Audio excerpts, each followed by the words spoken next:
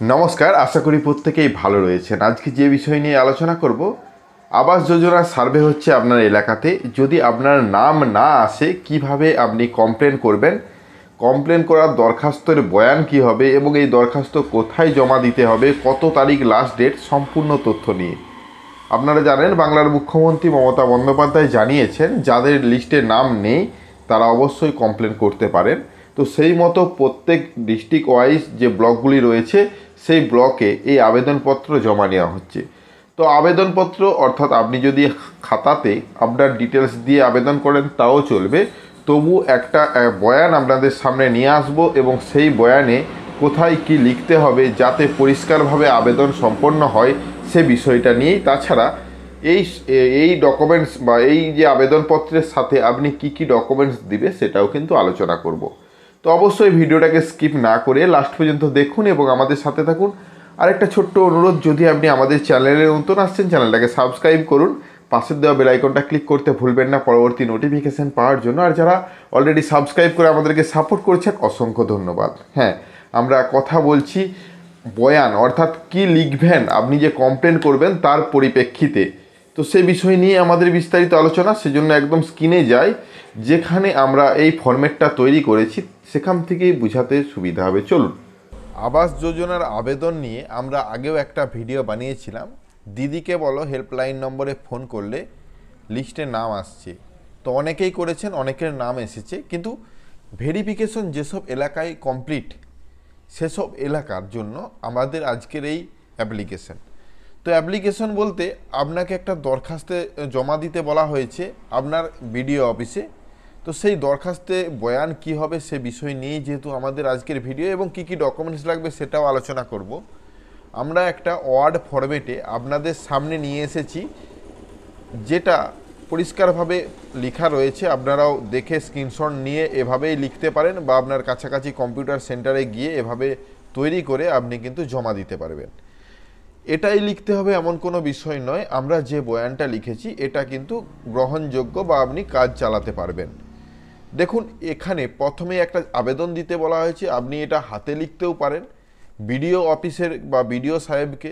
তো প্রথমেই লিখতে হবে টু দ্য বিডিও, দিয়ে কমা দিবেন, কমা দিয়ে কোথাকার বিডিও সেটা লিখবেন, বা আপনার যে বিডিও অফিসটা যে এলাকায় অবস্থিত সেই এলাকার নামটা লিখবেন। তারপর সে এলাকার নাম, সেখানেই যেহেতু বিডিও অফিস অবস্থিত এবং কোন ডিস্ট্রিক্টের মধ্যে সেটা লিখবেন। বিষয় অর্থাৎ যেহেতু আমরা বাঙালি, তো আমি এটা সম্পূর্ণ বাংলাতে টাইপ করে রেখেছি যাতে আপনাদের বুঝতে সুবিধা হয় এবং লিখতে সুবিধা হয়। বিষয় এখানে আবাস যোজনার বাড়ি পাওয়ার আবেদন, এটা পরিষ্কারভাবে লেখা রয়েছে। তারপরে মহাশয় আমার বিনীত নিবেদন এই যে, আমি মহাশয় লিখে এটা আপনি একটা কমা দিতে পারেন, মহাশয় বা মহাশয়া দিয়ে আপনি পেজ দিয়ে এবারে লিখতে পারেন।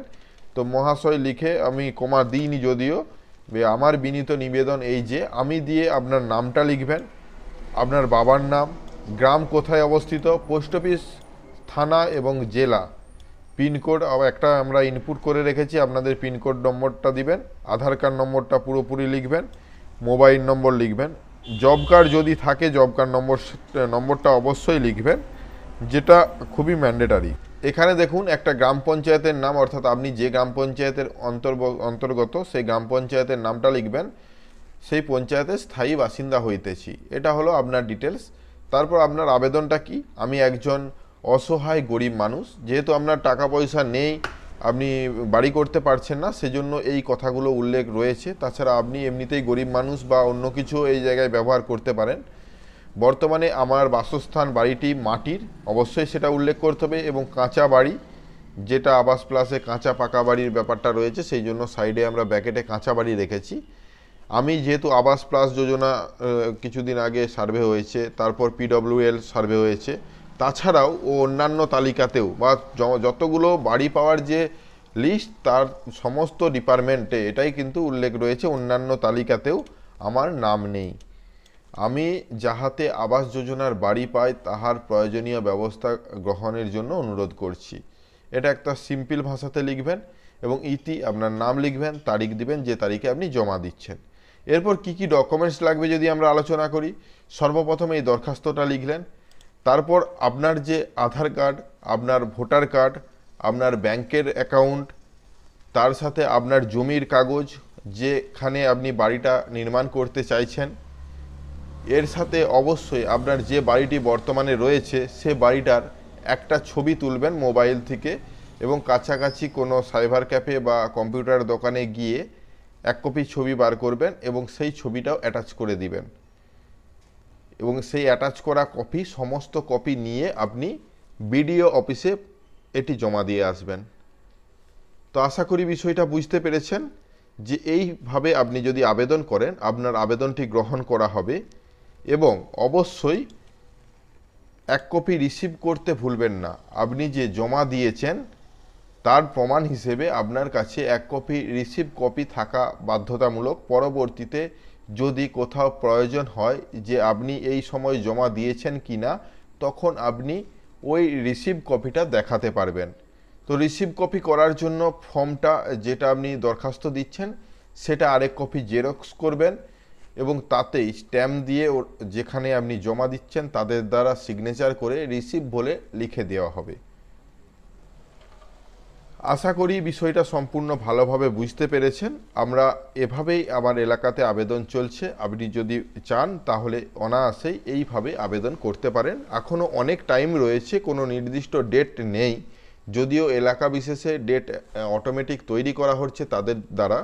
তো সেটা জেনে অবশ্যই জমা দিন। যদি আপনার কাঁচা বাড়ি হয়ে থাকে, আপনি যদি গরিব মানুষের তালিকাভুক্ত হয়ে থাকেন, তাহলে অবশ্যই জমা দিবেন। আশা করি বিষয়টা বুঝতে পেরেছেন। ধন্যবাদ। আশা করি কি কি ডকুমেন্টস লাগবে এবং কিভাবে দরখাস্ত লিখবেন সেটা বুঝতে পেরেছেন। যদি ভিডিওটা ভালো লাগে লাইক এবং শেয়ার করতে ভুলবেন না। আমাদের চ্যানেলে নতুন হলে চ্যানেলটাকে সাবস্ক্রাইব করুন, পাশের দেওয়া বেল আইকনটা ক্লিক করতে ভুলবেন না পরবর্তী নোটিফিকেশন পাওয়ার জন্য। আর যারা অলরেডি সাবস্ক্রাইব করে আমাদেরকে সাপোর্ট করেছেন অসংখ্য ধন্যবাদ। এভাবেই পাশে থাকুন। দেখা হচ্ছে নতুন কোনো ভিডিও নিয়ে। ধন্যবাদ।